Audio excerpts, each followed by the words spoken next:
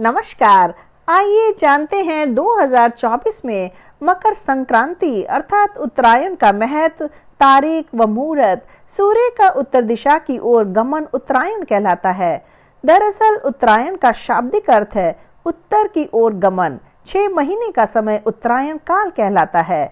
भारतीय महीने के अनुसार ये माघ से आषाढ़ महीने तक माना जाता है। हिंदू धर्म में सूर्य का दक्षिण से उत्तर दिशा की ओर गमन करना बेहद शुभ माना गया है। मान्यता है कि जब सूर्य पूर्व से दक्षिण की ओर चलता है, इस दौरान सूर्य की किरणों को खराब माना गया है। लेकिन जब सूर्य पूर्व से उत्तर की ओर गमन करने लगता है, तब उसकी किरणें सेहत और शांति को बढ़ाती हैं। इस दौरान सूर्य मकर राशि में प्रवेश करता है, इसलिए इसे मकर संक्रांति भी कहा जाता है, जो कि हिंदू धर्म में एक बड़ा पर्व है। मकर संक्रांति के बाद ऋतु और मौसम में परिवर्तन होने लगता है। इसके फलस्वरूप शरद ऋतु यानी ठंड का मौसम धीरे धीरे समाप्त होने लगता है।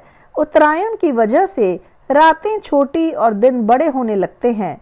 जब सूर्य उत्तरायण में होता है तो ये तीर्थ और उत्सवों का समय होता है। उत्तरायण के मौके पर गंगा और यमुना जैसी पवित्र नदी में स्नान का बड़ा महत्व है। मकर संक्रांति अर्थात उत्तरायण काल की शुरुआत अधिकांशतः 14 जनवरी से होती है, लेकिन हिंदू पंचांग के अनुसार इस बार यानी वर्ष 2024 में मकर संक्रांति 15 जनवरी सोमवार के दिन मनाई जाएगी। इस दौरान सूर्य देव मकर राशि में प्रवेश करेंगे। इस मौके पर मकर संक्रांति पर्व मनाया जाता है। हिंदू धर्म के अनुसार मान्यता है कि उत्तरायण काल शुभ फल देने वाला होता है। उत्तरायण देवताओं का दिन कहा जाता है, इसलिए इस काल में नए कार्य, यज्ञ, व्रत, अनुष्ठान, विवाह, मुंडन जैसे कार्य करना शुभ माना जाता है। हिंदू शास्त्रों के अनुसार उत्तरायण काल को सकारात्मकता का प्रतीक माना गया है, जबकि दक्षिणायन को नकारात्मक का प्रतीक माना गया है। धार्मिक मान्यताओं के अनुसार उत्तरायण काल के दौरान किए गए कार्य शुभ फल देने वाले होते हैं। उत्तरायण काल को ऋषि मुनियों ने जप, तप और सिद्धि प्राप्त करने के लिए महत्वपूर्ण माना है और उत्तरायण को देवताओं का दिन भी माना जाता है, क्योंकि इस समय सूर्य देवताओं का अधिपति होता है। मकर संक्रांति उत्तरायण काल का पहला दिन होता है। इस दिन स्नान, दान और पुण्य करना शुभ फलदायी होता है। आइए जानते हैं सूर्य के उत्तरायण काल से जुड़ी पौराणिक एवं हिंदू धार्मिक कथाएं। उत्तरायण काल के महत्व का वर्णन शास्त्रों में भी मिलता है।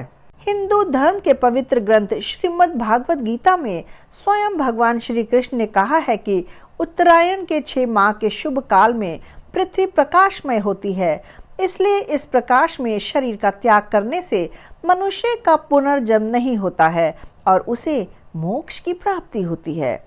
महाभारत काल के दौरान भीष्म पितामह जी ने इच्छा मृत्यु का वरदान प्राप्त था।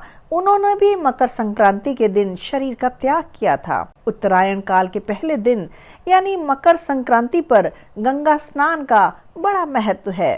पौराणिक कथा के अनुसार महाराजा भागीरथ ने अपने पूर्वजों के तर्पण के लिए वर्षों की तपस्या करके गंगा जी को पृथ्वी पर आने को मजबूर कर दिया था।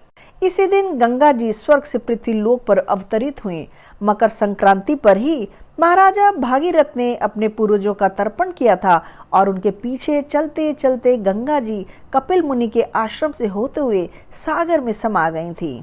वैदिक ज्योतिष में उत्तरायण काल का महत्व।